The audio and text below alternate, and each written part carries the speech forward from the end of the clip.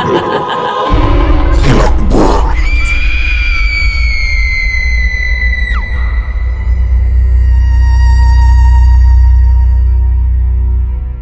niyo na lamang po ko sa pangalang Ibarra. Ang ikikwento ko pong ito, Sir Red, ay hango sa tunay kong karanasan noong 2007. Kabuanan na po ng asawa ko noon nang mapagpasyahan namin na lumuwas sa kanila sa probinsya ng Bulacan. Medyo liblib po ang kanilang lugar at nung mga panahong iyon ay sadyang hiwa-hiwalay ang mga bahay. Dumating na nga kami sa kanila mga kinatanghalian na. Nag-tricycle na rin kami dalawa dahil talagang walang ibang means of transportation na pwedeng pumasok sa kanilang lugar. Nang makarating na nga po kami sa mismong bahay nila, habang pababa ako, agad ay napansin ko ang isang matandang babae na naglalakad sa kabilang side ng kalsada. Nagtaka na ako nang umpisa pa lang, Sir Red, sapagkat parang meron pong nais ipahiwatig ang kanyang mga tingin. Huminto pa nga po siya hanggang sa nabaling ang kanyang titig sa aking asawa habang ito naman ay bumababa ng tricycle. Habang papasok kami sa gate nila, muli ay tinapunan ko ng tingin ang matanda. Naroroon pa rin po siya. Nakahinto lamang at tinitignan kami. Pagpasok namin ng bahay ng aking asawa ay otomatiko ko po siyang tinanong kung kilala ba niya yung matanda. Subalit sumagot siya sa akin ng patanong at sinabing sinong matanda daw ang binabanggit ko. Sagot ko naman, yung kanina dun sa labas. Nakatitig kaya sa'yo, ang lagkit ng tingin sa'yo. Eh iniisip ko baka kilala mo yun, tapos nagtataka bakit buntis ka na. At pinanindigan talaga ng aking asawa na hindi daw niya napansin yung matandang yun. Kinagabihan, around 9 to 10 p.m, nanonood kami ng aking biyenang lalaki ng TV. Yung asawa ko at yung dalawang kapatid niya ay naroroon na sa kwarto at natutulog. Sa bahay kasi nila, Sir Red, ay dadalawa lamang ang kwarto. Isa para sa mga biyenan ko at ang kabila namang kwarto ay para sa magkakapatid. Kaya ang ending, sa sala po ako natulog nung gabing yun. So habang nanonood kami, nagkikwentuhan din kami ng biyenan ko.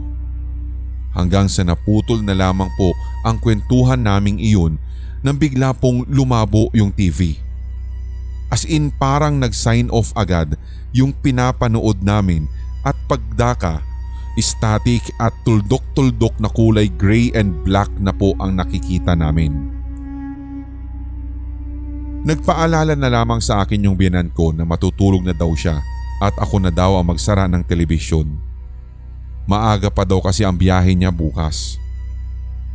Sumiga na rin ako sa sofa pagka-off ko ng telebisyon. Kung ano-ano na nga po yung iniisip ko nung sandaling iyon para lamang mapagod ang aking utak at kalaunan ay ako po'y antukin. Trinay ko nga din pong i-message ang aking asawa kung pwede bang makitabi na lang sa kanila pero hindi na po siya nakapag-reply dahil ang isip ko marahil ay napagod talaga siya sa biyahe kaya gayon na lamang ang himbing ng kanyang tulog. Hanggang sa sumapit nga po ang alauna ng madaling araw. Naalimpungatan talaga ako dahil sa nagsimula na pong magsipagtahulan yung mga aso sa labas. Hindi lamang po yung aso ng aking biyenan yung tumatahol, kundi maging yung mga aso ng kabilang bahay. Nagtaka din nga po ako kung ano yung tinatahulan ng mga iyon kaya sumilip ako sa bintana pero wala pa ako nakitang tao. Kaya ang nangyari, humiga na lamang ako ulit. Yung hinihigaan ko po kasing sofa nung time na iyon, Sir Red, ay malapit lamang sa bintana. Ilang segundo lang, tumahol ulit yung mga aso. Pero sa pagkakataong ito, may kasabay na po itong malakas na ihip ng hangin. Madidinig mo talaga yung direksyon at hampas ng hangin sa mga dahon ng puno. Nadinig ko din na may ilang mga tuyong dahon ang tila baga naihipan at para bang merong malakas na bagyong parating. Nang muli akong sumilip sa bintana, Sir Red, wala na naman akong nakita. Hanggang sa bigla pong tumahimik na lamang ang kanina'y nadidinig ko. Naging kampante ako at muli na naman akong humiga. Pero akala ko ay tapos na.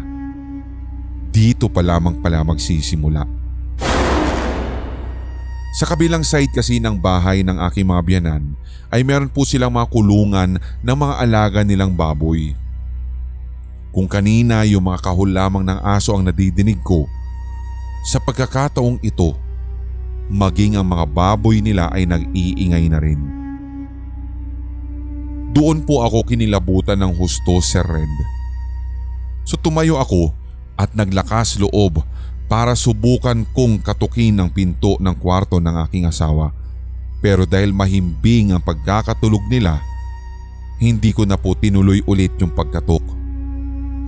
Bumalik na lamang po ako sa sofa at doon nga ay naglaro na lamang po ako ng snake sa aking cellphone. Baka sakali ay doon ako aantukin. Andun pa rin yung ingay ng mga alagang hayop ng aking mga biyanan. Pero parang mas nabaling kasi ang atensyon ko sa aking nilalaro sa cellphone. Hanggang sa ilang minuto na ang lumipas, mas lalo pong naging worst ang nadidinig kong ingay na ginagawa ng mga alagang hayop ng aking biyanan. Mas malakas na ang ingay na ginagawa ng mga alagang baboy ng aking biyanan. Kung kanina'y tahol lamang ang nadidinig ko sa mga alagang aso niya, ngayon, pumapailan lang ang kanilang mga atungal at alulong. Mas nakakatakot na, Sir Red, ang nadidinig ko mula sa labas at alam kong merong hindi magandang mangyayari. Parang meron din kasing sinusundan yung mga aso ng aking mga biyanan at paikot-ikot po yung ingay nila galing sa paligid ng bahay. Umabot pa nga po ng halos mag-iisang oras yung ganong eksena. Andun yung aatungal ang lahat ng mga aso maging yung mga naroroon sa kapitbahay. Yung mga ingay ng baboy ay animoy kakatayin na kung paano mag-ingay. Tatahimik na naman and after a few seconds ay madidinig ko na naman ang same na ingay ng mga alagang hayop na may kasama pa na malalakas na pag-ihip ng hangin. Doon na ako naghinala, Sir Red. Hindi kaya't inaaswang ang asawa ko. Bigla pong sumagi sa aking isipan yung matandang babaeng kanina ay nakatitig sa amin nang dumating kami. Tumayo na ako papunta sa kusina para kumuha ng kutsilyo at kahit ano pa mang mga bagay na matulis. Nakita ko rin yung palaspas doon na nakasabit sa taas ng pintuan ng bahay ng aking mga biyanan at pagkatapos ay itinabi ko nga ito sa sofa na hinihigaan ko. May napanood din kasi akong dokumentaryo dati na ito daw ang mga mabibisang pangontra sa mga aswang na umaaligid sa bahay. Supilit ko rin pong sinasabi sa sarili ko bilang pampakalma na baka pusa lamang ang naroroon sa taas. Kasi kung sakaling aswang naman ito, bakit wala akong nadidinig na parang tik-tik sa taas ng bubungan ng aking mga biyanan? Pinalalakas ko na lamang ang loob ko. Tayo, upo, ganyan ang ginagawa ko sa sofa. Parang napakahaba ng gabing iyon. Sa kada lakas ng hampas ng hangin na nadidinig ko sa labas, mas lalo akong nilalamon ng kaba. Hanggang sa bigla na pong may kumalampag sa bubong na animoy isang malaking ibon ang dumapo dito. Doon na ako kumatok ng malakas sa pintuan ng kwarto ng aking mga biyanan. Binuksan naman agad iyon ng aking biyenan na lalaki. Nakita ko pa na may hawak na din siyang gulok at ang sabi niya, kanina pa daw pala siya gising at minamanmanan o pinakikiramdaman ang nangyayari sa paligid. Unang beses lamang daw na nangyari iyon sa kanilang bahay, lalo ang pag-iingay ng mga baboy ng ganoong oras. Hindi rin daw po normal yung pag-atungal o pag-alulong ng pagkahaba-haba ng kanyang mga alagang aso. Kaya alam niya na inaaswang ang aking asawa. Sinabi ko na kanina ko pa din naman nararamdaman na may mali. Ito nga din ang dahilan kung bakit hindi na ako nakatulog. Natatakot din ako noong mga sandaling iyon, Sir Red, sapagkat kung sakali man first time na makaka-encounter o makakakita ako ng isang totoong aswang na noon ay napapakinggan ko lamang sa mga radio drama, sa mga kwento ng mga matatanda at napapanood sa Shake, Rattle and Roll. Pumunta na agad ang aking biyenan sa bandang kusina at gamit ang kanyang tangan-tangan na gulok, kinalampag niya ang bubong at sinabi niyang, "Hoy, huwag kami! Umalis ka rito kung sino ka man!" Matapang at malakas na pahayag ng aking biyenan. Ako naman ay pasilip-silip sa bintana. Nagbabaka sakali na meron akong makita na isang hayop na maaaring ito yung ibang anyo ng aswang na kanina ay minamanmanan na namin. Tumahol muli yung mga aso ng kapitbahay at ng aking mga biyenan at dahil doon agad akong tumakbo sa kung saan ko nadinig yung tunog.